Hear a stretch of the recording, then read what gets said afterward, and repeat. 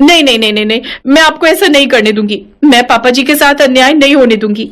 आप सिर्फ उन्हीं की जीवन साथी हैं और अगर आपको शादी करनी है ना तो आपको मेरी लाश पर से गुजर कर जाना होगा।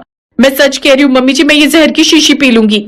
अरे कमबख्त, तू जहर की शीशी पी या दारू की, मुझे क्या करना है, भट परे। आपको यकीन नहीं होता ना? ये देखो, मैंने शीशी का ढक्कन खोल दिया है मम्मी जी। अभी भी वक्त है, मुझे रोक लो, नहीं तो ऐसा ना हो कि आप तो सुहागिन हो जाओ लेकिन आपका बेटा विधवा हो जाए। नालायक, उसे विधुर कहते हैं। इतना भी नहीं पता।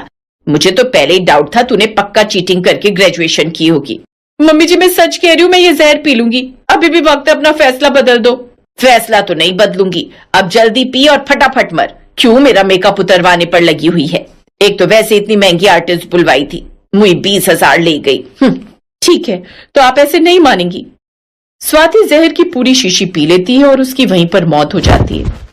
सास उसकी लाश के ऊपर से टाप कर बाहर खड़ी अपनी डोली में बैठ जाती है। अब एक तरफ सास की डोली और दूसरी तरफ बहू की अर्थी चलती है। रमोला देवी तो बड़े मजे से डोली में बैठे बैठे गाना गुनगुनाती है। पालकी में होकर सवार चली रे, मैं तो अपने साजन के द्वार चली रे।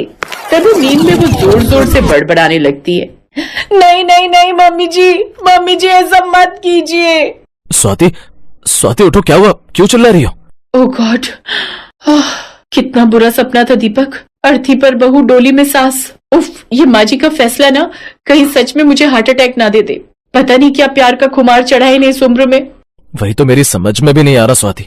कल को लोग क्या कहेंगे? हम सोसाइटी में किसी को क्या ही मुंह दिखाएंगे? दरअसल ये कहानी है मित्तल परिवार की, जिसमें स्वाति अपने पति दीपक, 2 बच्चों, बेटे अथर्व और बेटी महिका जो कि ट्विंस थे और कॉलेज में साथ पढ़ते थे, और एक बूढ़ी सास रमोला के साथ रहती थी।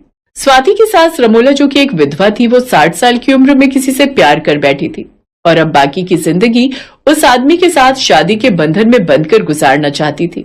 लेकिन घर में सभी उसके इस फैसले के खिलाफ थे और इसलिए आजकल वो उससे ठीक से बात भी नहीं कर रहे थे।